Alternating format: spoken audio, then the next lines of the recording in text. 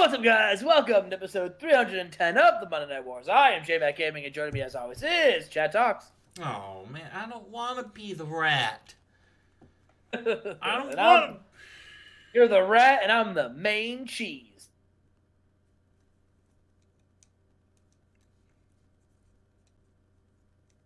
Yeah, the main cheese, Chad. Yeah, doesn't that mean like the boss, like the head cheese, the main cheese, big cheese? No, that's my uncle's boat, the Big Cheese. Really? Yeah, I named it the Big Cheese. I like that. Yeah. Huh. Nice. Okay. Anyway. Okay. All right. In a pre-show match. Oh, Dave Taylor. What are you doing here, Dave Taylor? You He turncoat. showed up to work. He's like, I'm here to work. Oh, don't I work here? This isn't this Raw. But we saw Dave, you on Raw. No, Dave Taylor. Dave Taylor, you don't work here anymore. Oh, I thought that was Raw. I thought it was Nitro. Well, that explains why there were so many people that I recognized. I just thought it was Nitro. I just thought, wow, Booker T, you haven't been used in a hot minute. Oh, welcome. Oh, I'm so happy to see you. He thought he was on Nitro, but no, he was on Raw.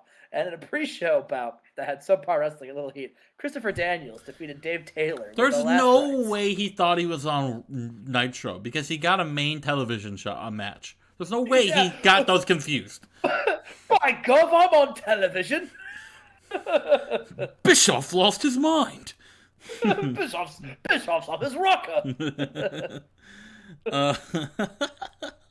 It's gone mad.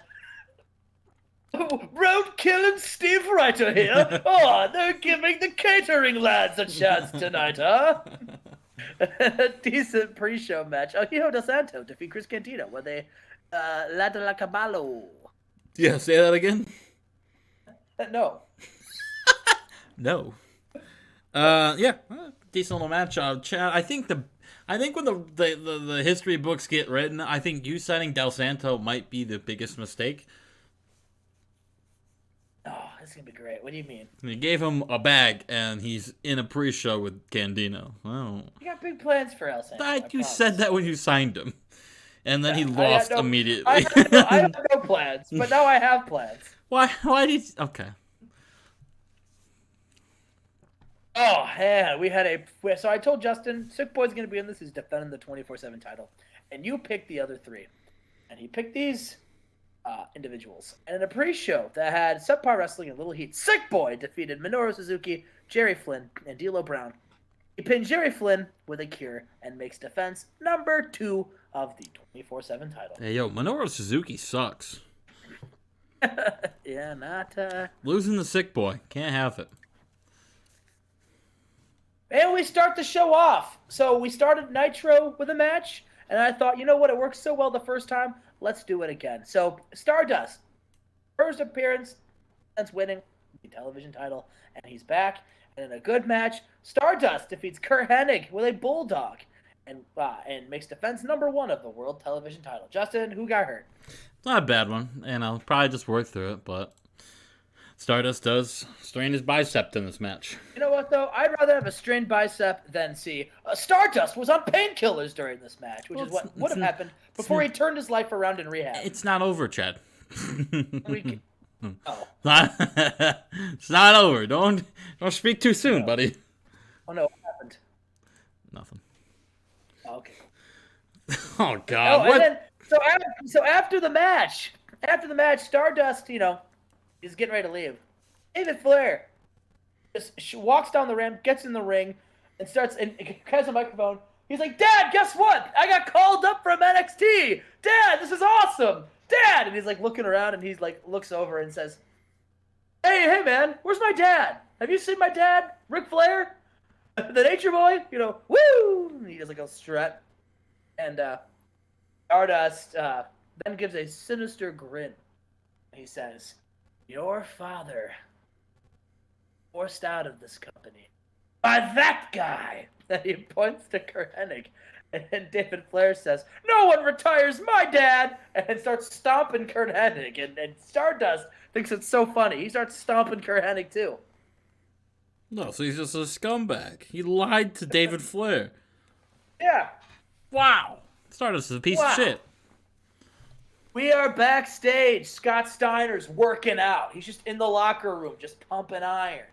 And he says, you know, they used to say that WCW was where the big boys play. But now, all I see are these little boys. And they're playing. Okay, hey, whoa, before, no. You might want to. They wish. No, do 360 that started over. And all I Boop, see brother. are these, I'm gonna tell you that's not right, brother. Boop. and all I see are these little men. No. Boop. You can't say that either, brother. All I'm seeing are these little bitches running around here in the land of giants. It's my job, Scott Steiner, to put an end to it. It's my job to make pro wrestling badass again. Because right now, pro wrestling is not badass. And that's why I'm here. And that's why I decided to do what I did last week when I got in the business of Chef Boyardee and what's his name? What's his name? The Hoovy Dam? What's his name? I don't know. It doesn't matter. They're both tiny and they're both bitches. And then Chef Psychosis. He says, listen here, Scott. All right. I am not going to sit here and let you degrade my best friend, Hoovitude. Well, yeah, you know, we got into it last week. We got in an altercation. You know, I've tried to get a contact with him. He hasn't answered any of my phone calls. But listen, he's still my best friend. And I'm not going to have you come in here and run down the cruiserweight division because that's where I came from. That's a slap in the face to me. And if you slap me in the face, Scott, I'm going to slap right back. Guess what? I'm inviting you to sit ringside during my match with Hoovitude pay-per-view. Because after I beat him, I'm coming after you next. Because this is where the big dogs play. And there's no bigger dog than Chef Psychosis. Enjoy working out. You look really stupid. And Scott Steiner gets so mad. He throws the weight down and says, I'm so mad! I gotta hit something! And he just runs away. He just runs away. All right. And he runs right into the ring. Homicide was supposed to wrestle not Scott Steiner. Scott Steiner just ran out, pummeled Homicide, and said, I'm wrestling him now. Ring the bell. Hit him with a Frankensteiner and won the match in 7:26. They got good chemistry, Chad. Oh, hell yeah. Oh, hell yeah, indeed. Yeah, hell yeah, indeed. All right. And then after the match, Goldberg comes out of the crowd and spears Homicide. And Scott Steiner. What the fuck did Homicide do? Or Homicide. Wrong place, wrong time, I guess. Poor guy was about to fucking fight Dave Taylor and gets his ass kicked instead. Oh, man, poor guy. We show footage from Canada. That's right. Owen Hart defended the Global Championship in a small fed in Canada and against Lance Storm. And about to had good wrestling and a decent reaction from the crowd. Owen Hart defeated Lance Storm with a spinning heel kick. Fucking hit a spinning heel kick on Lance Storm? A spinning heel kick. Lance Storm stinks, man. He's losing the spinning heel kick. We are backstage, and Goldberg and Scott Steiner are both now pumping weights. And Scott Steiner said, you know, Jeff Psychosis and his little band of nerds, they're running roughshod all over WCW. I'm seeing more and more and more of these little losers, the loser weights is what I call them, popping up all over the place. And it makes me sick. So I made a phone call of my own. And I decided that if I want to stop all of these small little insects, little pests, I'm going to need some help. Somebody who's big, who's bad, and almost as tough as me. So I called Bill Goldberg. Goldberg and I, you might as well call us the WCW bullies, because we are going to get rid of all of these nerds. We're going to stick them in toilets. We're going to put them in trash cans. We're going to shove them in lockers. We're going to do whatever we can to get them out of here, because this is pro wrestling. Land of the Giants, and this is WCW, where the big guys play. Well, all right, Goldberg and Steiner together. That's a team. Oh boy. Bagwell comes out. He says, "Listen, sick boy. A couple weeks ago, you beat me in the pre-show match, and then you beat me again. And I know you defended that 24/7 championship today, and I want another match. So you get your ass out here, put that 24/7 championship on the line, because Buff is the stuff, and I'm not leaving here without my 24/7 championship." All right. Well, I don't think that match happens here, Chad. No. Because music hits, and this is the music that we don't quite hear. It's like a weird, like a very intense music. And like the lights go off, and then like a red spotlight shines down on somebody, and he's looking down, his long hair draped so you can't see his face. And he whips his head up, and as he whips his head up, pyro shoots out. As Juventud Guerrera, wearing a mask, walks down to the ring, and he's looking all intense, and he's got his ring bell. He gets in the ring. He beats Buff Bagwell with a dragon suplex. Oh, good for Juventud. I mean, Buff being hurt wasn't really a decent opponent for poor Juventud, but you know he gets a win. What do you think of this new side of Juventud? Yeah, it reminds me of the new side of Jushin Thunder Liger, to be honest. Interesting. This got a 100? Yeah, because I only book Dean. I don't book the other two. Otherwise, the fucking thing would go down. That's wild. Dean Malenko. I can book Alfred Snow on rating, and he'll tank it if you want me to. Alex Wright's enjoying some tea, and he looks over, and Dean Malenko, he's sitting there, and he looks that intense at the table. There's like a tea cup in front of him, and he says, "Dean, you haven't even drank any of your tea."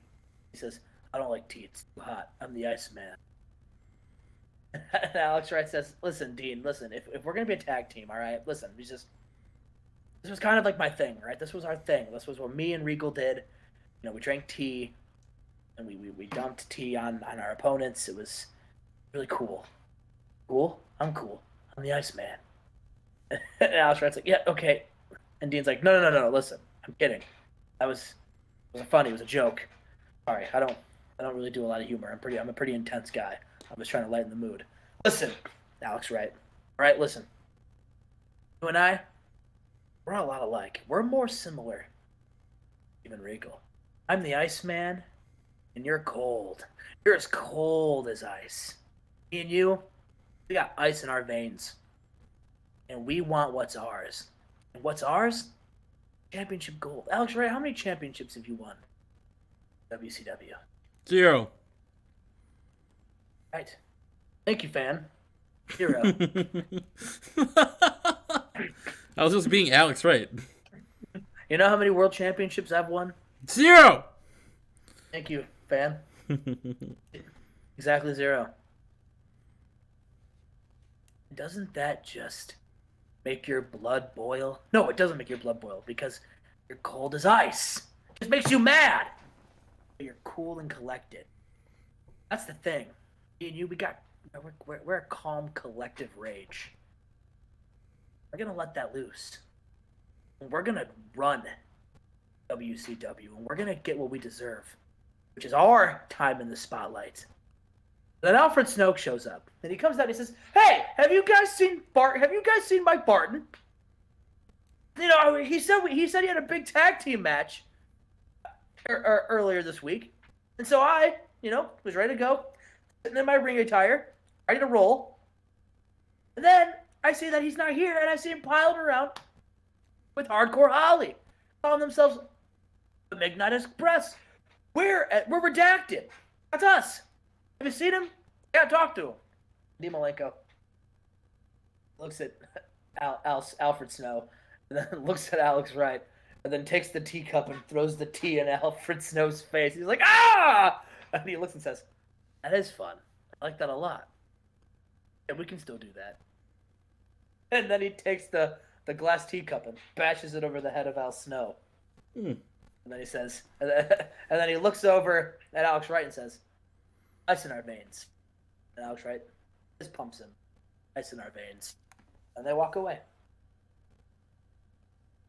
All right.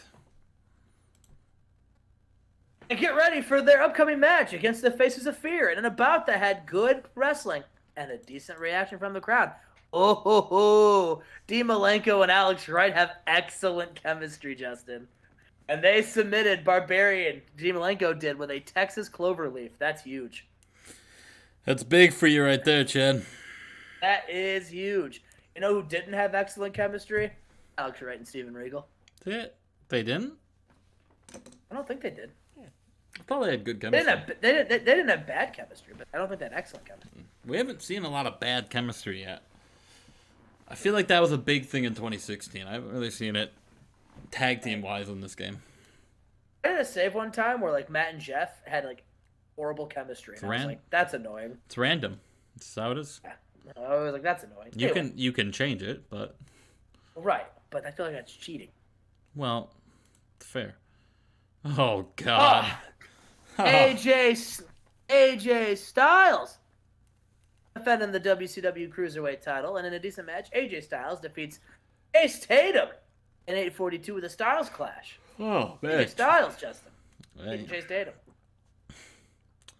Yep. For AJ Styles. And our main event.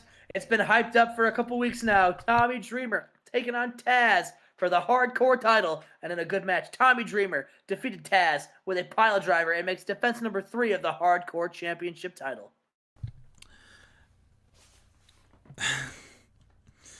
After all those Taz promos saying I'm gonna kill you and I'm gonna kill you, fucking loses on Thunder. No payoff for Taz. How the fuck did I get an 85?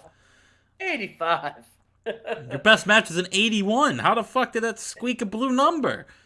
All the hundreds, baby. The 2 100s pushed it up 4? I mean, Yes. I guess Owen and like, yeah.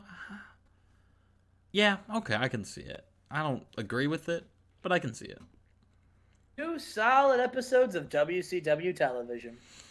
Yeah. Listen, we're at the go homes. The pay-per-views are next. Yeah, Chad. I mean, that is true, Chad. Super Brawl and Elimination Chamber. No Way Out, not Elimination Chamber. No Way Out and Super Brawl. There you go. Know my product, Chad. Have a little bit of respect for me. Sorry. I know you. I know yours. Oh yeah? What's Nice. next after Super Brawl? Rising Sun. Oh, that was easy. Suck my dick, Chad.